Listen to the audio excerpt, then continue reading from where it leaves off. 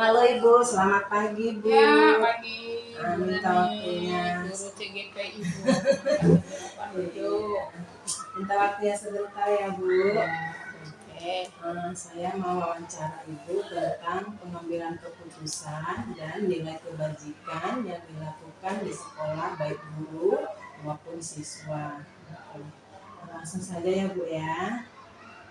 Bu, selama Ibu menjadi kepala sekolah, bagaimana Ibu dapat mengidentifikasi kasus-kasus yang merupakan etika moral atau bujukan dilema etika atau bujukan moral.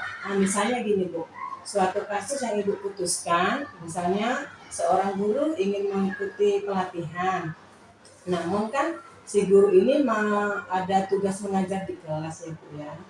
Tetapi si guru harus meninggalkan si anak. Guru ini mengikuti pelatihan juga tujuannya mulia Bu, untuk mengembangkan kompetensinya. Nanti bila si guru sudah kompetensinya berkembang, pasti akan disalurkan kepada anak-anaknya. Dalam ini Bu, dalam kasus ini kan berbenturan dengan kepentingan individu maupun kelompok. Apa kepentingan keadilan Ibu yang berbuat keadilan atau empati apa yang Ibu lakukan? Ibu mengambil keputusan untuk meningkatkan kompetensi guru. Yang pertama, Ibu mengambil kebijakan untuk guru tetap mengikuti pelatihan. Walaupun itu meninggalkan tugas di sekolah. Tugas di sekolah, Ibu mengambil kebijakan ya, bersama guru yang ada di sekolah untuk menggantikan ya guru yang berangkat pergi pelatihan tadi, sehingga pelatihan bisa berjalan maksimal dan pembelajaran di sekolah juga berjalan dengan maksimal, tentu dengan guru yang ada di sekolah yang kita kondisikan supaya PBM tetap berjalan di mana guru tetap mengikuti pelatihan untuk meningkatkan kompetensinya. Oke, baik Bu, terima kasih. Berarti tadi Ibu tetap mengizinkan Bu ya, namun si guru tidak meninggalkan anak begitu saja, pasti akan memberikan tugas ya Bu ya. Oke, baik. Selama ini bagaimana Ibu menjalankan dalam pengambilan keputusan di sekolah, terutama untuk kasus-kasus di mana ada dua kepentingan yang sama-sama benar atau sama-sama mengandung kebajikan. Misalnya gini Bu, guru tersebut ada tugas mengajar di kelas dan waktunya bersamaan. Tapi si guru itu kan pergi, tadi Ibu sudah menjawab. Bila terjadi lagi dengan guru selanjutnya, apa yang akan Ibu lakukan? Untuk guru selanjutnya, sama dengan guru yang tadi juga, tetap akan memberikan kesempatan untuk meningkatkan kompetensinya. Karena kenapa tidak kita berikan ya, ini berujungnya nanti kan adalah kepada PBM untuk meningkatkan kompetensi. Tetap guru yang kedua atau yang guru selanjutnya tetap kita beri kesempatan untuk meningkatkan kompetensinya. Dan pembelajaran di kelas tetap sekolah mengkondisikan ya PBM tetap berjalan dengan baik sesuai dengan rencana, dan mana guru pun sudah meninggalkan tugas ya untuk kelas yang ditinggalkan. Tapi bukan sekonteks tugas saja, sekolah mengkondisikan ada guru yang menggantikan kelas tersebut untuk berjalannya PBM. Tentu guru yang dikondisikan juga tidak berbenturan dengan kelas yang lain. Oke, baik. Artinya Ibu sudah melakukan atau melaksanakan nilai kebajikan, yaitu keadilan ya Bu ya. Baik Bu, langkah-langkah prosedur atau prosedur apa yang biasa Ibu lakukan dalam setiap mengambil keputusan? Langkah apa Bu? Langkahnya yang pertama kita membuat data dulu. Ya, kita setelah data kita kelompokkan, kita rencanakan, kita laksanakan, kita evaluasi, dan kita refleksi langkah-langkah tersebut. Oke, baik Bu. Langkah yang sangat tepat sekali ya Bu ya. Nah, yang selanjutnya Bu, hal-hal apa saja yang selama ini Ibu anggap efektif dalam pengambilan keputusan pada kasus-kasus dilema etika? Misalnya Bu, Ibu mengambil keputusan berbasis akhir. Hasil akhirnya seperti yang Ibu paparkan tadi ya Bu ya. Nah, hasil akhir yang Ibu inginkan itu, Ibu berpegang teguh pada hasil akhirnya harus seperti ini. Namun, apakah hasil akhir yang Ibu inginkan itu tetap bertentangan dengan peraturan yang ada, atau Ibu menerapkan rasa peduli meskipun ada kasus yang sebenarnya anak tidak naik kelas? Contohnya nih Bu ya, ada kan ada anak yang nggak naik kelas, ada anak nggak lulus, seperti itu. Tetapi dengan rasa peduli Ibu tadi, apa yang akan Ibu lakukan seperti itu? Tentang pertama diangkat tentang kasus anak nggak naik kelas ya. Kasus anak nggak naik kelas, di sini kita tidak langsung justifikasi anak itu tidak naik kelas, tapi kita beri kesempatan. Yang pertama, kita panggil siswa, kita panggil orang tua. Apakah orang tua selama di libur bisa untuk membimbing anaknya di rumah, ya, membimbing anaknya di rumah. Dengan bukti apa orang tua menyatakan dia membimbing anak? Yang pernah Ibu lakukan ada satu kemarin kelas 2 naik ke kelas 3, memanggil orang tua bimbing di rumah. Di situ anaknya adalah terlambat, lambat di dalam membaca, kurang lancarnya membaca. Jadi kirimkan kepada saya video anak Ibu ataupun dokumentasi bahwa Ibu membimbing anak Ibu membaca, sehingga di masuk sekolah nanti kita evaluasi apakah anak ini sudah benar bisa untuk membaca, karena berhubungan dengan kurikulum merdeka. Kurikulum merdeka kan siswa tidak boleh untuk tinggal kelas. Ya. Kelas berapa itu? Kelas Bu Nurbaiti kalau nggak salah. Kelas 2. Kelas 2. Itu yang kita ambil kebijakan kemarin. Berarti Ibu tetap melakukan observasi dan meminta bukti ya Bu ya. Dengan budaya positif tadi, si Ibu mengajarkan anak tetap belajar di rumah ya Bu ya. Oke, baik. Nah Ibu, hal-hal apa saja yang selama ini yang bertentangan menurut Ibu dalam pengambilan keputusan pada kasus-kasus dilema etika? Apa Bu tantangannya? Tantangannya tentu adalah bersama-sama dengan guru kelas. Itu kan menjadi satu tantangan.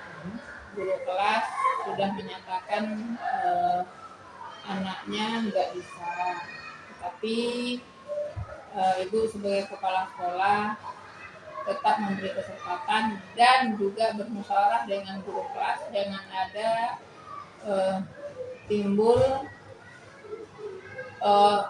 sisi negatifnya ya antara guru kelas dan kepala sekolah. Jadi kita membangun dengan guru kelas itu adalah budaya positif, ya, mengambil suatu kesepakatan ya untuk anak kita yang tadi itu kan dilema kita ya. Tetapi setelah kita musyawarahkan atau kita sepakat ya guru kelas ya, kita sama-sama sepakat. Jadi tidak ada guru kelas, tidak ada itu kepala sekolah, ya sama-sama kita sepakat untuk mengambil budaya positif untuk anak kita. Oke, berarti dari laporan Ibu tadi, Ibu tetap mengandalkan atau mengutamakan musyawarah ya dalam setiap pengambilan keputusan, kemudian ibu tetap menganggap kalau guru tersebut adalah rekan kerja ibu, bukan bawahan ibu. Seperti itulah sikap sangat mulia ternyata ibu. Nah, ibu, pertanyaan selanjutnya, apakah ibu memiliki jadwal tertentu dalam penyelesaian kasus atau ibu langsung menyelesaikan di tempat terjadinya masalah, atau adakah prosedur yang ibu lakukan seperti itu? Kalau jadwal kasus itu tidak ada, karena kasus itu kan tidak terjadwal. Ya, kita mengambil keputusan di mana ada kasus, kita langsung mengambil keputusan dan sepakat dengan warga sekolah. Ya, kesepakatannya, musyawarahnya yang kita ambil. Karena kan kasus ini kalau kita ada jadwal berarti kita kan kasus itu sudah terjadwal. Sementara kasus ini tidak terjadwal. Berarti langsung diselesaikan Langsung pada hari itu diselesaikan ya, ya. Bu, ya. Oke. Bu, adakah seseorang atau adakah faktor-faktor yang selama ini mempermudah atau membantu ibu dalam setiap pengambilan keputusan di sekolah? Pasti adalah faktornya yang membantu untuk memudahkan mengambil keputusan. Yang pertama kita adalah warga sekolah. Kalau kasus itu kelas, berarti adalah guru kelas. Ya, guru kelas menyelesaikan dulu. Tidak selesai dengan guru kelas, bagian kesiswaan. Tidak selesai dengan kesiswaan, baru kepala sekolah. Yang membantu di sini adalah tentu adalah guru kelas. Ya, dalam arti kata dalam kurung itu warga sekolah. Ya. Karena kan seperti itu kasus yang selama ini yang sudah kita tangani. Ya. Oke Bu, terima kasih. Berarti Ibu juga menanamkan nilai kebajikan itu bekerja sama ya Bu. Bersama dengan warga sekolah. Bu, pertanyaan yang terakhir nih Bu. Dari semua hal yang sudah Ibu paparkan, selama Ibu jadi kepala sekolah, pembelajaran apa yang dapat Ibu petik atau Ibu ambil dalam pengambilan keputusan?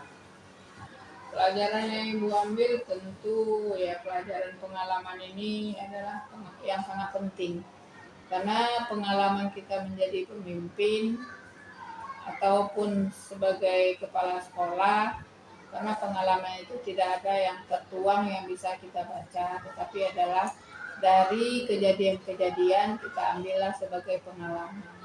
Baik itu pengalamannya yang positif, baik itu yang negatif, itu adalah untuk menambah wawasan kita di dalam mengambil kebijakan dan dalam mengambil keputusan.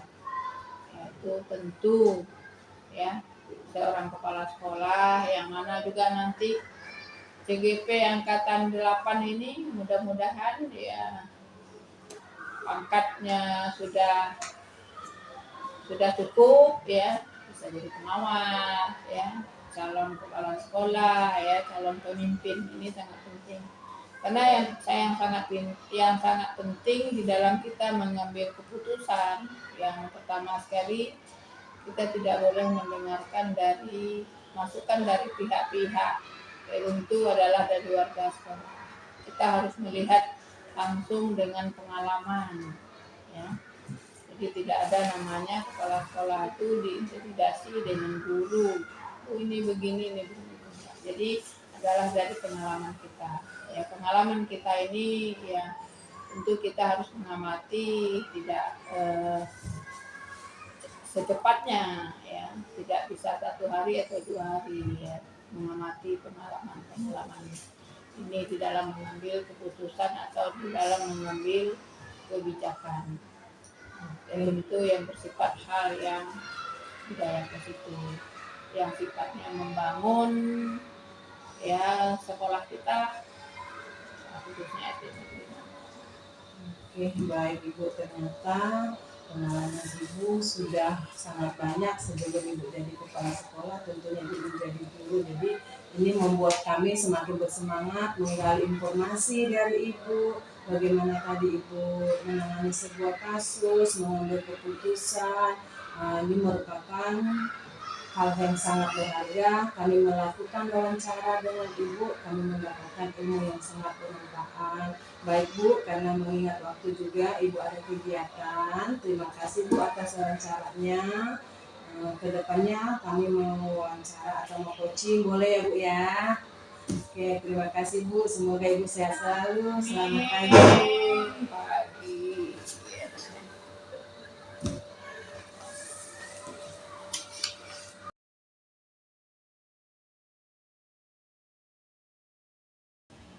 Halo Bu Ani, selamat pagi Bu. Pagi.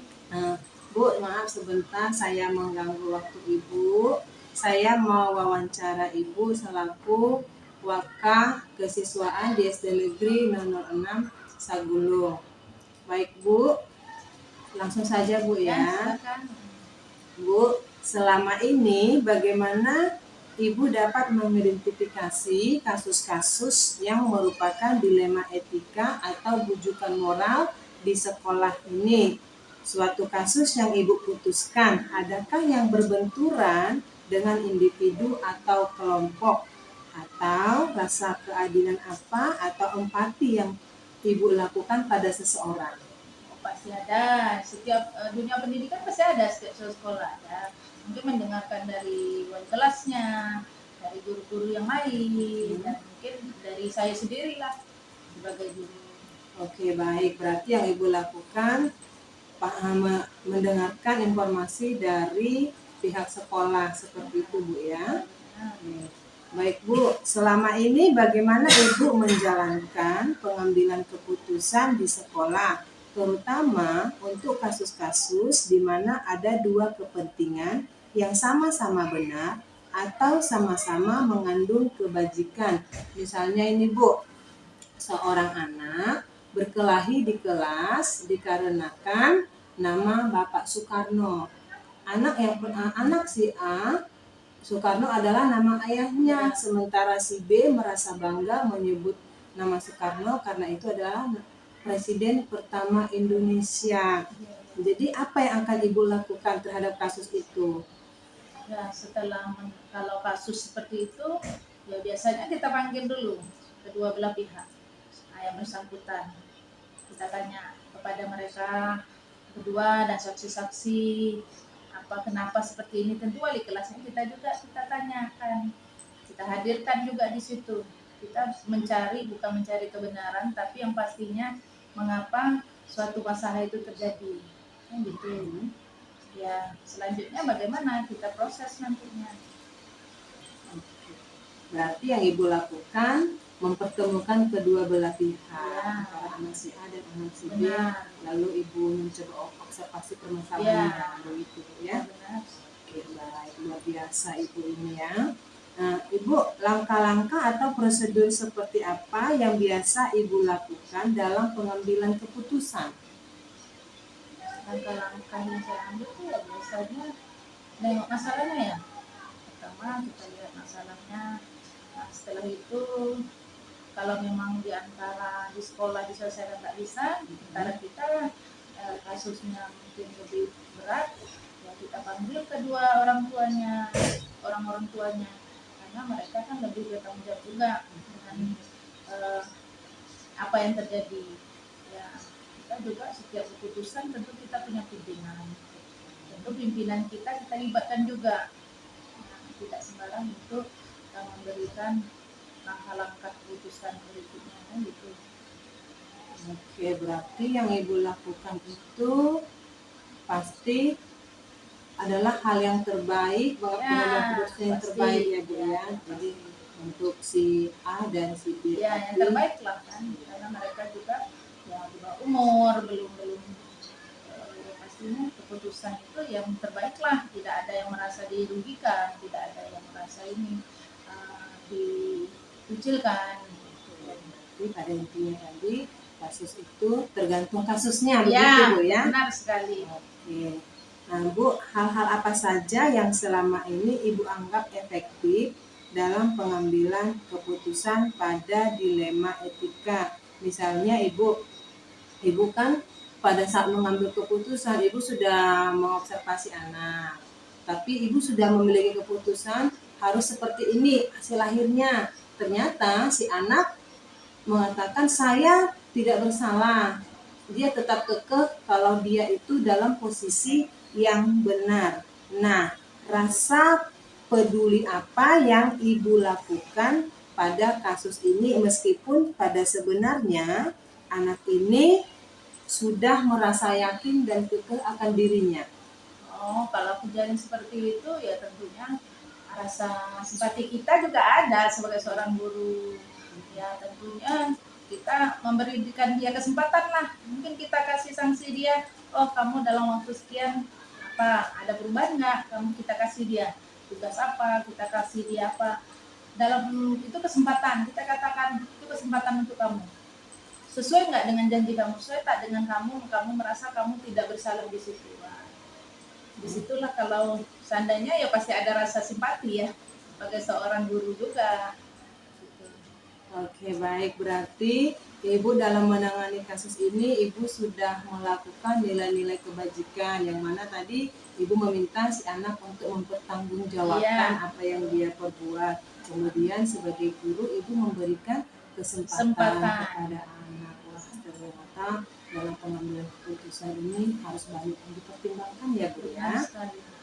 Oke, hal-hal apa saja yang selama ini yang bertentangan dalam pengambilan keputusan pada kasus dilema etika? Misalnya gini Bu, dalam pengambilan keputusan itu yang Ibu lakukan yang benar dan yang baik itu tantangannya apa ya Bu? Oh, tantangannya itu ya sebagai seorang kesiswaan, pasti sebagai wakil kesiswaan banyak tantangannya. Ya, otomatis kita merasa kalau kita ambil keputusan ini pasti yang satu pihak ada yang rugi, pihak ada yang rugi, kasihan gitu. Jadi kita memang harus sesuai prosedur kita ambil keputusan itu, apa yang telah terjadi berdasarkan bukti-bukti, tapi kan tidak memberatkan, yang pasti memberi mereka lebih jerah, efek jerah saja. Ya, berarti efek jerah, kemudian si anak itu harus dia merasa bahwa yang dilakukan itu salah, memiliki kesadaran penuh ya Bu ya. Benar. Oke, pertanyaan selanjutnya Bu, apakah Ibu memiliki jadwal tertentu dalam penyelesaian sebuah kasus dilema etika, atau apakah Ibu langsung menyelesaikan kasus tersebut di tempat, ataupun adakah bentuk prosedur yang Ibu lakukan? Kalau untuk kasus-kasus ini ya langsung saja selesaikan pada hari tersebut ya, karena kalau berlarut-larut kasus yang lebih rumit ya lebih baik hari itu kejadian kita selesaikan. Kalau memang itu ya misalnya kita panggil orang tua apa semua banyak yang tidak datang, kita carilah prosedur yang lebih efektif, dalam arti kata tidak menunggu besok-besok dan ditunda waktunya. Oke, baik. Berarti dalam setiap kasus yang Ibu tangani, Ibu akan berusaha menyelesaikan pada waktu yang bersamaan. Di tempat itu juga. Terima kasih Bu.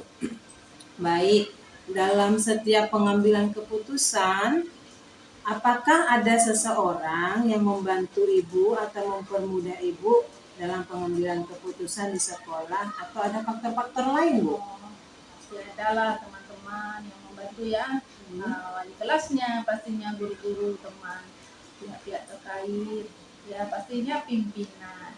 Tentu kita punya pimpinan juga yang harus kita ajak bersama untuk mengambil keputusan ini. Bagaimana keputusan ini bisa kita ambil yang terbaik lah. Tentunya dengan pihak-pihak terkait. Ya. Oke, baik Bu Minarni. Nah, saya sudah mengganggu waktu Ibu. Satu pertanyaan lagi Bu. Ya, dari semua yang kita bincangkan ini, Ibu, pembelajaran apa atau pengalaman apa sih yang dapat Ibu petik dalam setiap pengambilan keputusan dilema etika? Pengalamannya ya pasti ada. Kedepannya semoga keputusan yang kita ambil selalu benar, dalam arti kata tidak merugikan lah. Yang pasti ada perubahan lah kepada anak tersebut ke depannya. Terus yang lebih baiklah kita ambil keputusannya. Oke, baik. Terima kasih Bu dari perbincangan kita, dari wawancara yang saya lakukan dengan Ibu Minarni. Saya sangat berterima kasih karena saya mendapat pengalaman yang baru, mendapat informasi yang banyak dari Ibu. Ternyata dalam menyelesaikan sebuah kasus itu tidaklah mudah, banyak pertimbangan dan banyak pihak yang harus kita kaitkan seperti itu Bu ya. Oke, baik Bu, terima kasih sudah meluangkan waktunya. Semoga Ibu sehat selalu. Amin.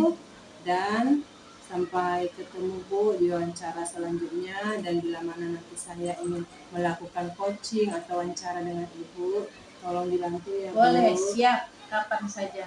Terima kasih ya Bu. Ya, Selamat pagi, sama-sama. Bu. Selamat pagi.